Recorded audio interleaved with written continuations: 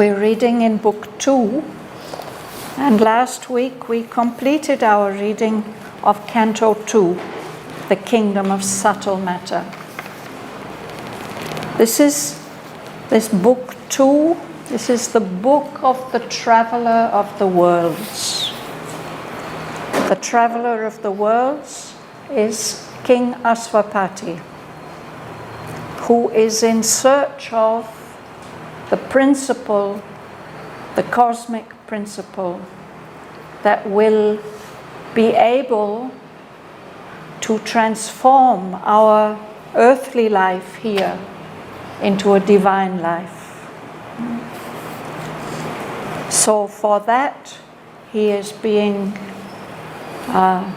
driven or led to explore all the planes of existence. And the one closest to our own gross material plane, is the plane of subtle matter. Very, very beautiful physical perfection manifested there. This subtle matter. But Aswapati cannot remain satisfied with this. Our spirit tires of being surfaces. It turns to hidden powers and deeper states. So now he looked beyond for greater light. He has seen this world stare like a mountain of many, many levels, each representing plane of existence. So today he's moving on out of the kingdom of subtle matter into the life worlds.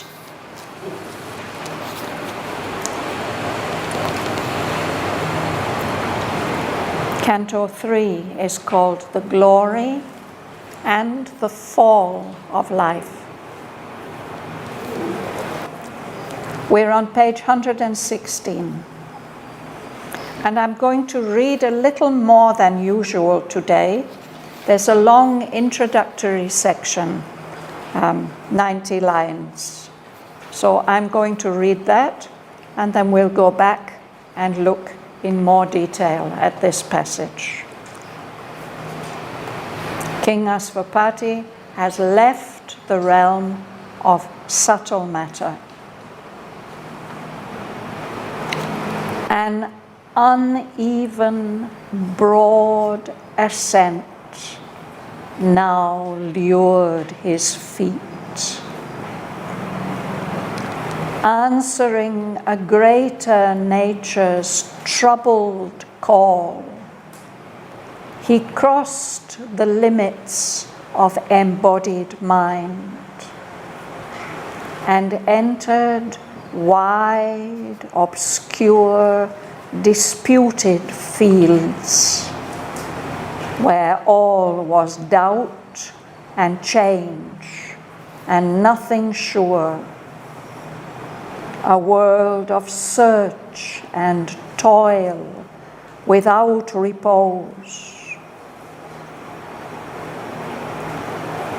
As one who meets the face of the unknown, a questioner with none to give reply, attracted to a problem never solved, always uncertain of the ground he trod, always drawn on to an inconstant goal. He traveled through a land peopled by doubts, in shifting confines on a quaking base. In front, he saw a boundary ever unreached, and thought himself at each step nearer now a far retreating horizon of mirage. A vagrancy was there that brooked no home, a journey of countless paths without a close. Nothing he found to satisfy his heart. A tireless wandering sought and could not cease.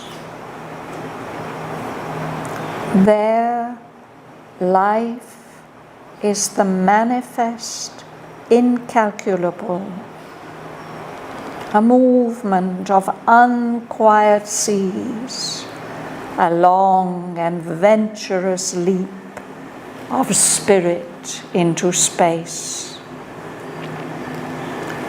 a vexed disturbance in the eternal calm, an impulse and passion of the infinite.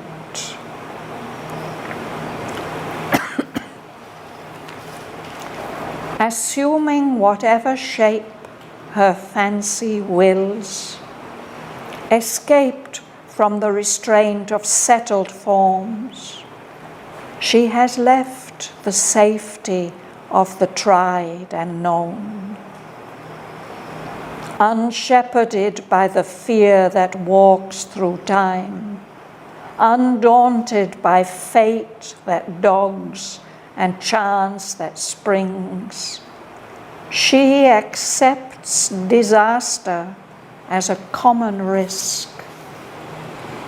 Careless of suffering, heedless of sin and fall, she wrestles with danger and discovery in the unexplored expanses of the soul. To be seemed only a long experiment, the hazard of a seeking ignorant force that tries all truths and finding none supreme, moves on unsatisfied, unsure of its end. As saw some inner mind, so life was shaped. From thought to thought she passed, from phase to phase, tortured by her own powers, or proud and blessed, now master of herself, now toy and slave. A huge inconsequence was her action's law, as if all possibility must be drained, and anguish and bliss were pastimes of the heart. In a gallop of thunder-hooved vicissitudes, she swept through the race fields of circumstance. Or, swaying, she tossed between her heights and deeps, uplifted or broken on time's inconstant wheel. Amid a tedious crawl of drab desires, she writhed, a worm mid worms in nature's mud. Then, Titan-statured, took all earth for food, ambitioned the seas for robe, for crown the stars, and shouting strode from peak to giant peak, clamoring for worlds to conquer and to rule. Then, wantonly enamored of sorrow's face. She plunged into the anguish of the depths and wallowing clung to her own misery. In dolorous converse with her squandered self, she wrote the account of all that she had lost, or sat with grief as with an ancient friend. A romp of violent raptures soon was spent, or she lingered tied to an inadequate joy, missing the turns of fate, missing life's goal. A scene was planned for all her numberless moods, where each could be the law and way of life. But none could offer a pure felicity. Only a flickering zest they left behind, or the fierce lust that brings a dead fatigue. Amid her swift, untold variety, something remained dissatisfied, ever the same, and in the new saw only a face of the old. For every hour repeated all the rest, and every change prolonged the same unease. A spirit of herself and aim unsure, tired soon of too much joy and happiness. She needs the spur of pleasure and of pain, and the native taste of suffering and unease, unrest. She strains for an end that never can she win. A perverse savor haunts her thirsting lips. For the grief she weeps, which came from her own choice. For the pleasure yearns that racked with wounds her breast. Aspiring to heaven, she turns her steps towards hell. Chance she has chosen, and danger for playfellows. Fate's dreadful swing she has taken for cradle and seat. Yet, pure and bright from the timeless was her birth. A lost world rapture lingers in her eyes. Her moods are faces of the infinite.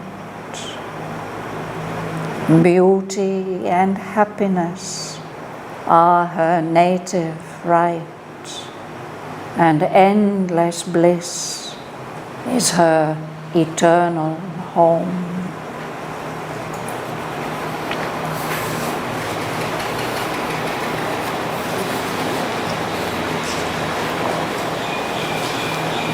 We are embarking now on a series of cantos which deal with different aspects of life. It's as if 𝐂𝐍𝐆, leaving that world of subtle matter, has entered a life world which is very like the life that we know.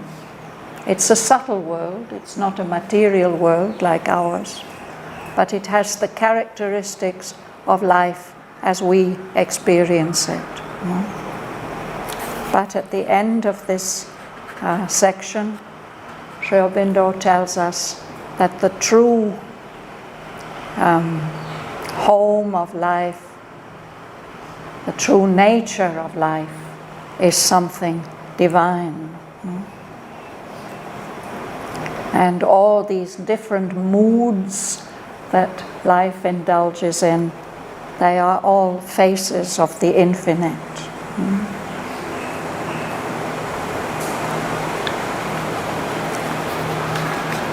So there are 6 cantos devoted to life, and we're just embarking.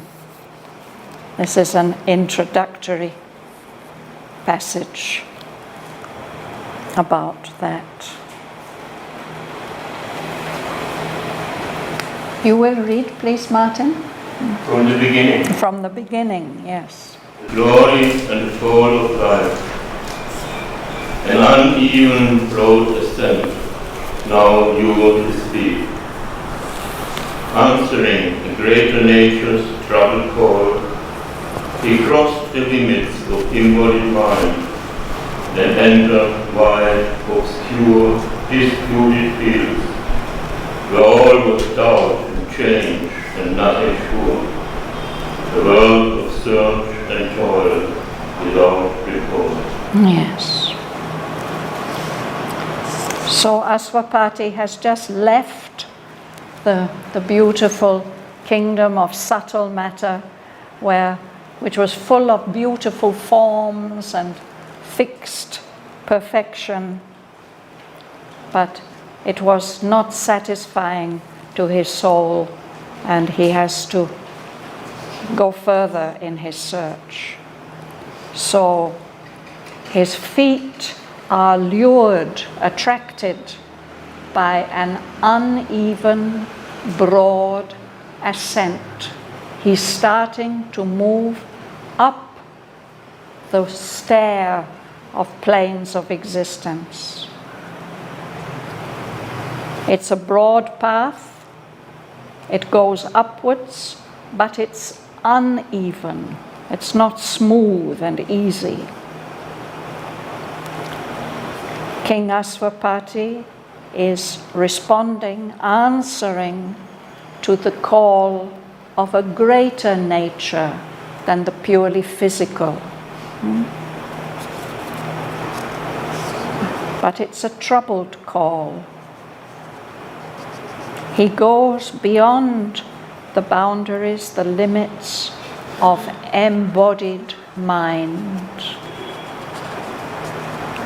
The material world embodies mind at the present state of evolution, and that subtle physical world also gave forms, embodied mind. But he's passing beyond those limitations. He enters wide fields, vast areas, but they are obscure, shadowy, difficult to see, and disputed. Different forces are quarreling about these territories which he enters now. There, everything was doubt and change, and nothing is sure. He had left that subtle physical world because everything was too sure, too easy. Now he's entered a realm where nothing is sure, a world of search and toil, without repose, without rest. In that way, it is similar to our world. Our world is also a world of search and toil, without much repose. No. Anybody wants to ask anything?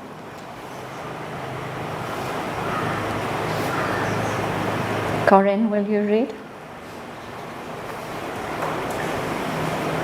As one who meets the face of the unknown, the questioner is none to give reply, attracted to a problem and solved, always uncertain of the ground trod, always drawn onto an inconstant goal. He travels through a land peopled by doubts, and shifting confines in a quick pace.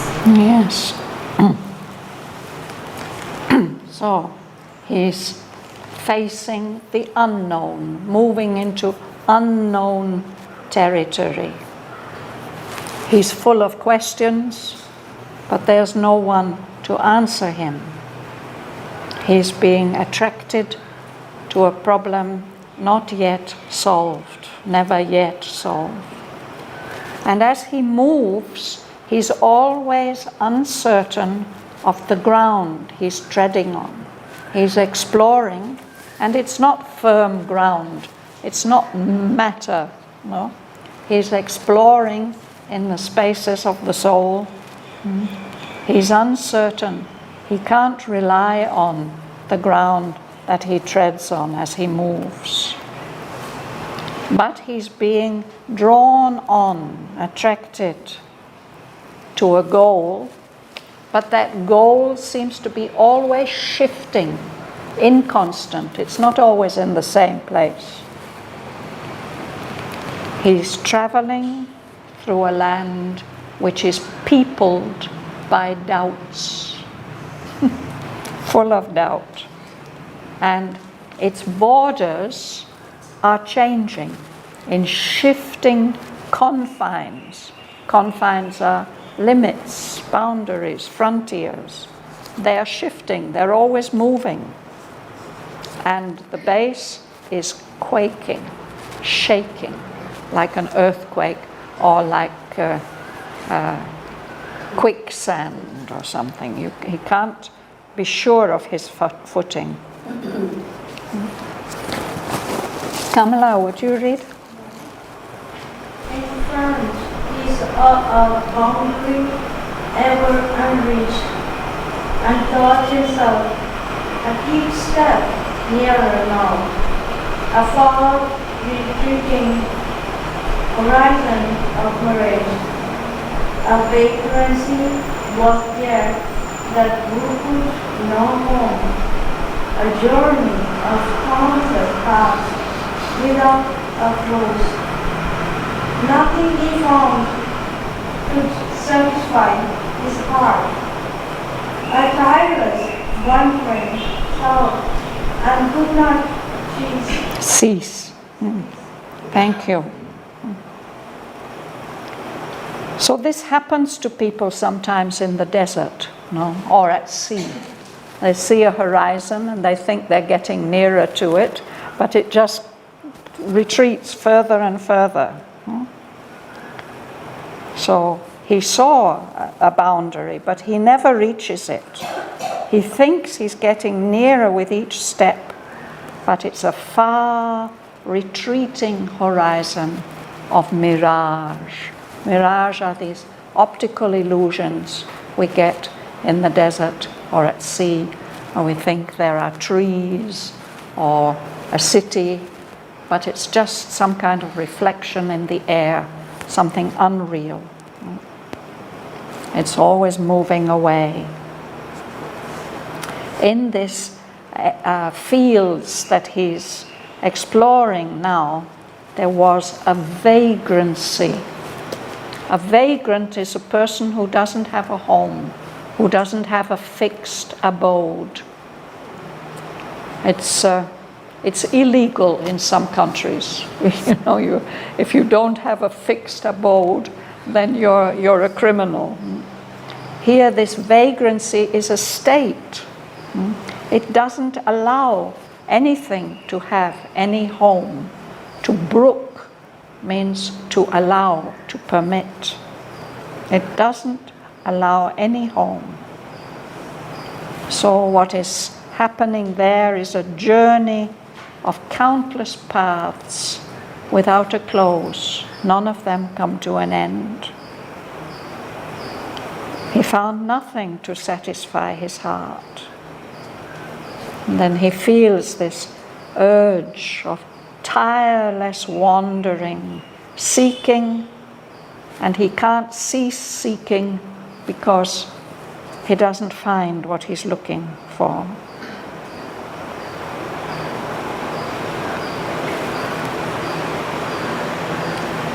I'm sorry, you have to remind me of your name. Prashant. Prashant, thank you. Would you read, please? Line 21. Their life is the manifest incalculable, a movement of unquiet seas, a long and venturous leap of spirit into space, a vexed disturbance in the eternal calm, an impulse and passion of the infinite. In that realm, life is incalculable. Life is incalculable for us too. We think that we can rely on it, but it's always giving us surprises. But there, it's the manifest incalculable, the unexpected and unpredictable manifest. It's like a movement of unquiet seas, stormy seas. Or Aurobindo says it's a long and venturous leap, a very adventurous, daring leap the spirit has taken into space.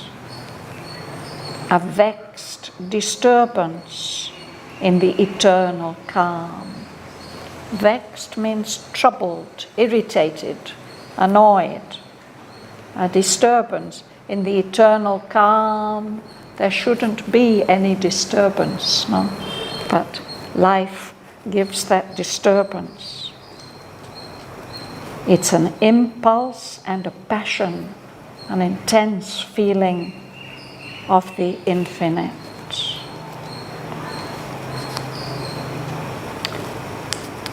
And then Aurobindo starts to refer to life, to this life force, as she, as a goddess.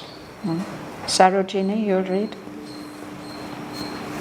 Assuming whatever said mere fancy goals, escape from the restraint of subtle forms, she has left the safety of the tired and known. Unshepherded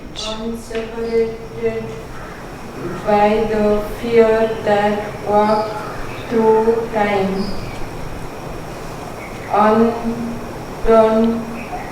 Undaunted by fate that dogs and chance that springs. She accepts this disaster as a common risk, careless of suffering, heedless of sign and sin and fall. She restless with danger and discovery in the unexplored experiences of the soul. Yes. So she, the life force, the life goddess, she can put on whatever shape she wants. She's not restricted to any particular appearance or form. She's completely escaped from the restraint of settled forms, which is there in our world and which is there in the world of subtle physical matter. She's escaped from that kind of restriction. She's left the safety of the tried and known. Everything is unexpected. Unshepherded. A shepherd is somebody who looks after sheep or goats. No? And a person who's in charge of a flock of sheep has to be very careful to keep them together, no, and keep them out of danger. Usually he has some dogs to help him do that. No?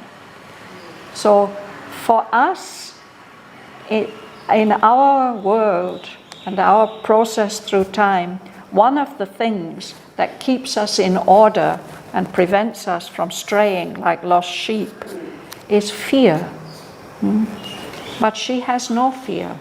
She's unshepherded by that fear that walks through time.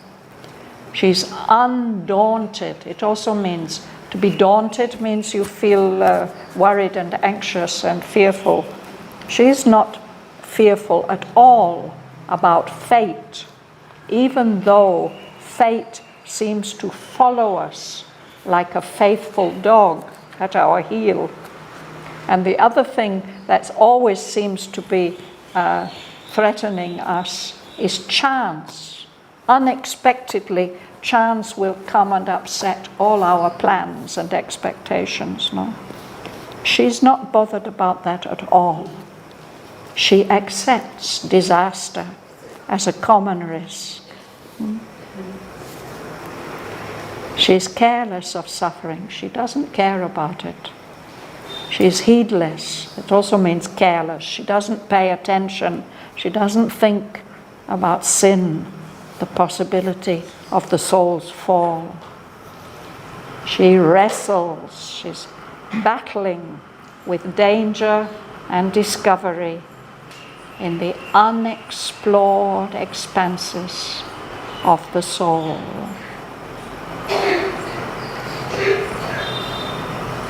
So this is where her adventure is going on, in the subjective inner spaces, not in our outer material world.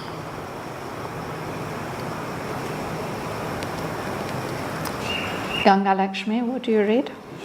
Yes. You started this, the story was in the narrative with him. Yes. And then it started. Now it's gone to she. Yes. Why is that? Yes. I'm going to repeat a little joke of Dr. Nadkarni's. He said there are 3 very difficult words in Savitri: he, she, and it. It's always difficult to know. So I tried to give some guidance by saying that the he in the first part, this is Asvapati. And then the poet is telling us about life. And at first he spoke in general, impersonal terms. But now he started referring to life as she, the life force, the life goddess. It's clear? Yeah? Thank you. It's me, Shraddhavan? Yes, it's your turn. Okay. To be seen. To be seemed only. Only alone explainable. The ascent of the seeking ignorant force. That tries all truths and finding known supreme. Move on, unsatisfied, unsure of its own. Yes. So to be, to exist, existence itself seems to be only an experiment that goes on and on and on and on. You don't reach any conclusion. This life of ours, this existence of ours, seems to depend on the hazard, the chance decisions or behavior of a seeking, ignorant force that doesn't know what it's doing.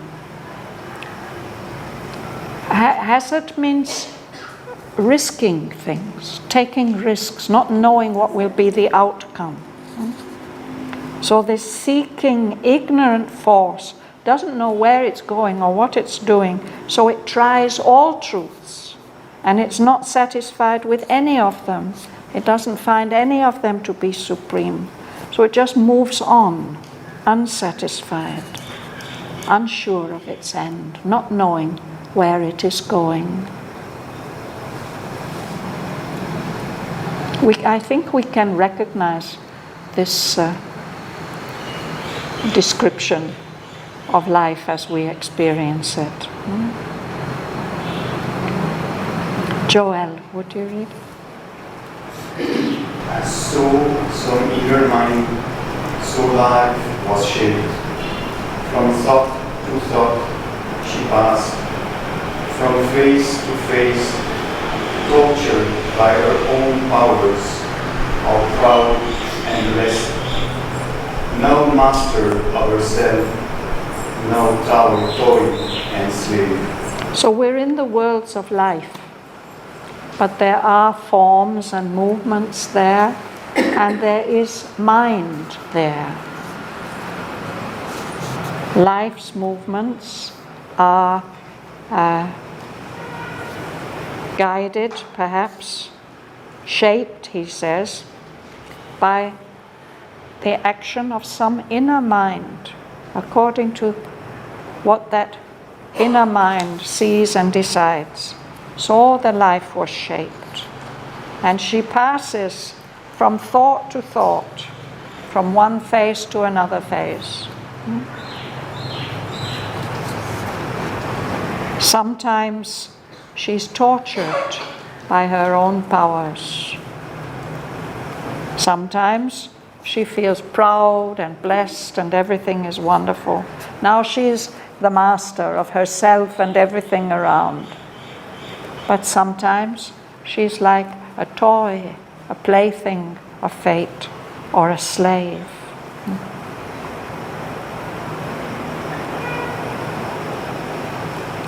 Dana.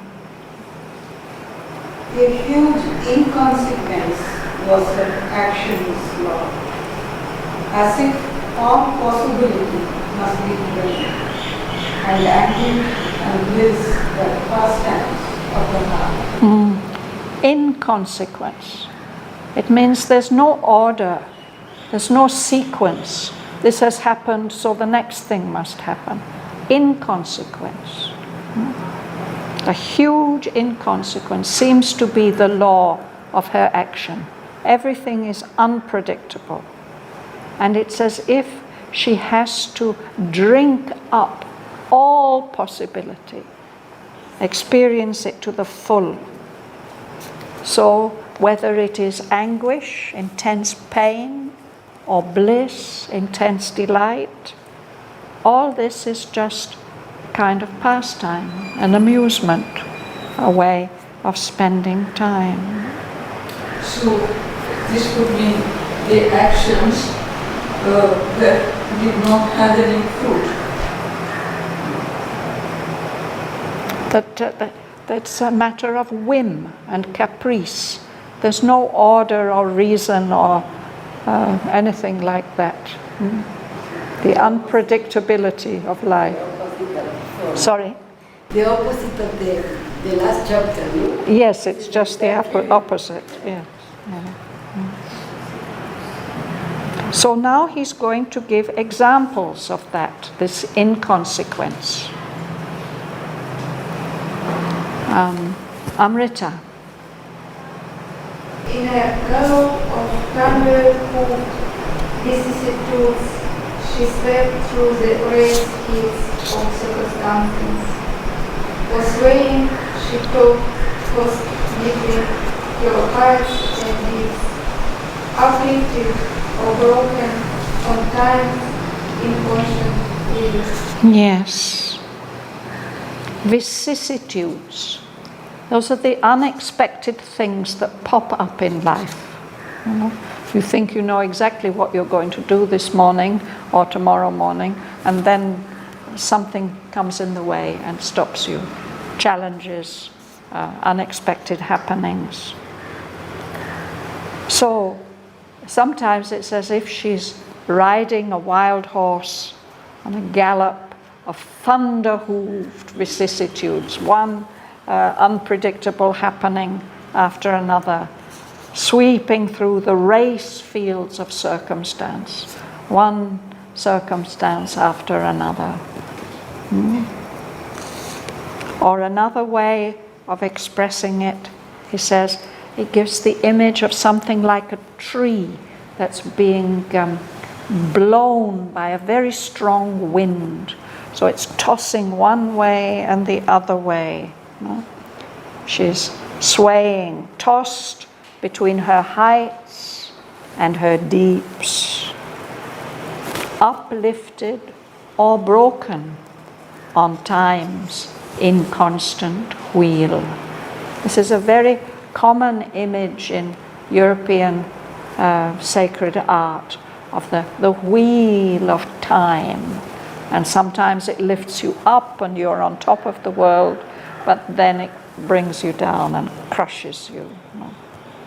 Uplifted or broken on time's inconstant wheel. It never stays still, it's always moving.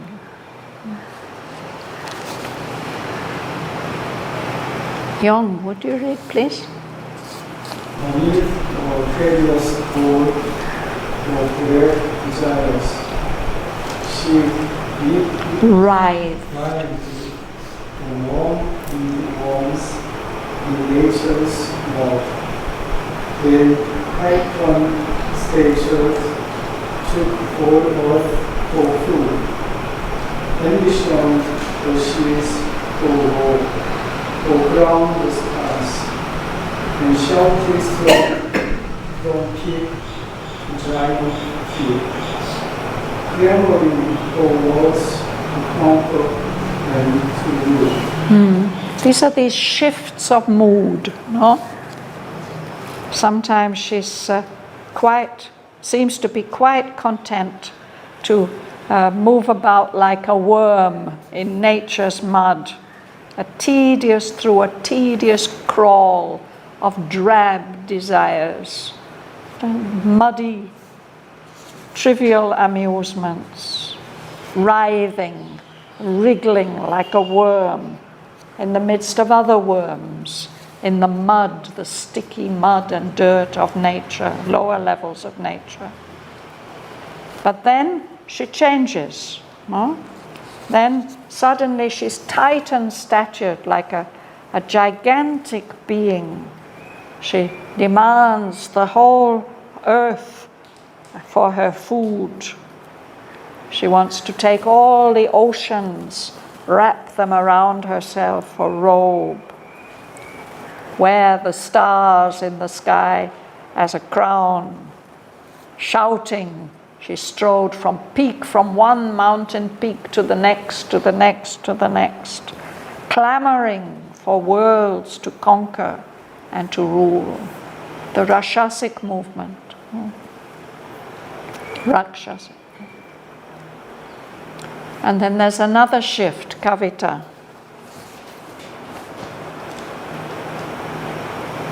Line 56. Then, one only enamored of sorrow's gaze, she plunged into the anguish of the depths, and wallowing, clung to her own misery. Continue. Dolorous converse with her squandered self, she wrote the account of all that she had lost, or sat with grief as with an ancient friend. So sometimes she's shouting and striding about. Other times, it's as if for no reason at all, she falls in love with sorrow, wantonly enamored, just like that, for no reason. She plunges into the anguish of the depths, the sorrow, wallowing like pigs or hippopotamuses in sticky mud. She rolls around, clinging to her own misery. We can watch ourselves doing this sometimes. We get absolutely absorbed in self-pity and don't want to let it go. If somebody comes and wants to cheer us up, we don't want to listen at all. because we are wallowing in our misery.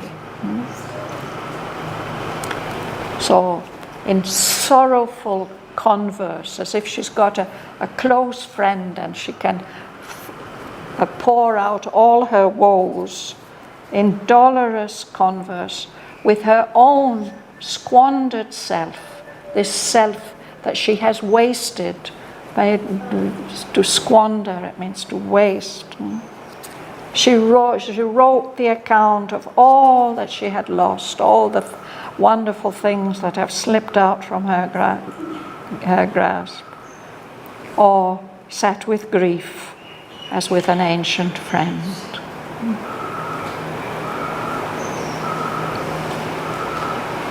Will you read? Yes.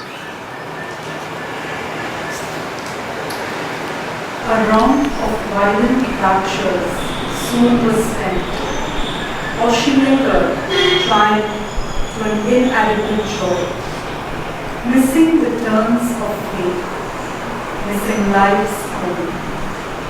A scene was planned for all the numberless modes, where each could be the law and ways of life, but none could offer a pure felicity.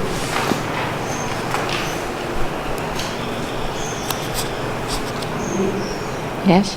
Only a flickering zest they left behind, for the fierce lust that brings a dead fatigue. Yes. A romp. This is what kids do, no? Violent play. So much fun. A romp of violent raptures. Rapture is intense delight. Sometimes we can take intense delight in something that's like a combat almost. No? But soon she gets tired of that.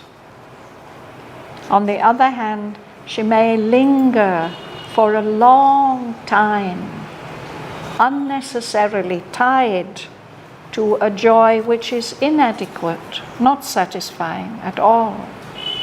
We can find ourselves doing this in life too, not moving on, too lazy to move on. And in that way, she misses, and we miss, the turns of fate, the things that would have helped us progress, missing life's goal. So in this realm, a scene was planned for all her numberless moods, as if there's a scene, a theatre, and all of her numberless moods, each of them can be played out in turn. Each could be the law and way of life. She can play them all out, all her dramas, but none of them offer a pure felicity, a pure delight. Only they leave behind a flickering zest. A zest is a sharp taste like we get from lemons. It's like a little flame flickering, that taste comes. Not much. Or that fierce lust, that craving that brings a dead fatigue. So these are all many of the different moods of life Asvapati is observing. I think we will have to stop there for today.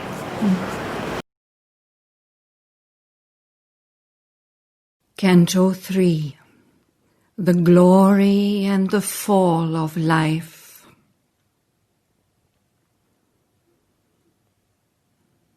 An uneven, broad ascent now lured his feet. Answering a greater nature's troubled call, he crossed the limits of embodied mind and entered wide, obscure, disputed fields where all was doubt and change, and nothing sure, a world of search and toil without repose. As one who meets the face of the unknown, a questioner with none to give reply, attracted to a problem never solved, always uncertain of the ground he trod, always drawn on to an inconstant goal. He travelled through a land peopled by doubts, in shifting confines on a quaking base. In front he saw a boundary ever unreached, and thought himself at each step nearer now, a far retreating horizon of mirage. A vagrancy was there that brooked no home, a journey of countless paths without a close. Nothing he found to satisfy his heart. A tireless wandering sought and could not cease. There, life is the manifest incalculable, a movement of unquiet seas, a long and venturous leap of spirit into space, a vexed disturbance in the eternal calm, an impulse and passion of the infinite. Assuming whatever shape her fancy wills, escaped from the restraint of settled forms, she has left the safety of the tried and known. Unshepherded by the fear that walks through time, undaunted by fate that dogs and chance that springs, she accepted disaster as a common risk. Careless of suffering, heedless of sin and fall, she wrestles with danger and discovery in the unexplored expanses of the soul. To be seemed only a long experiment, the hazard of a seeking, ignorant force that tries all truths and finding none supreme, moves on unsatisfied, unsure of its end. As saw some inner mind, so life was shaped. From thought to thought she passed, from phase to phase, tortured by her own powers, or proud and blessed, now master of herself, now toy and slave. A huge inconsequence was her action's law, as if all possibility must be drained, and anguish and bliss were pastimes of the heart. In a gallop of thunder-hooved vicissitudes, she swept through the race fields of circumstance. Or, swaying, she tossed between her heights and deeps, uplifted or broken on time's inconstant wheel. Amid a tedious crawl of drab desires, she writhed, a worm mid worms, in nature's mud.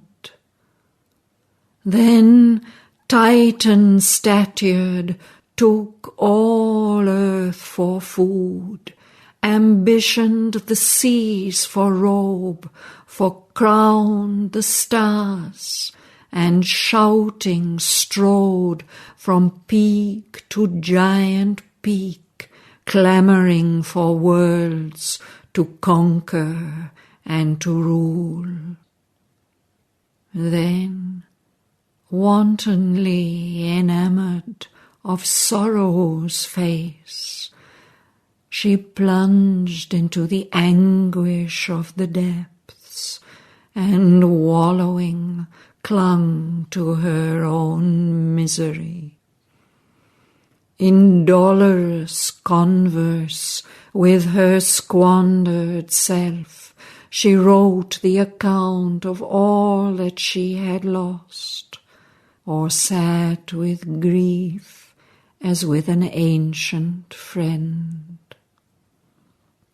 A romp of violent raptures soon was spent, or she lingered tied to an inadequate joy, missing the turns of fate, missing life's goal. A scene was planned for all her numberless moods, where each could be the law and way of life. But none could offer a pure felicity. Only a flickering zest they left behind, or the fierce lust that brings a dead fatigue.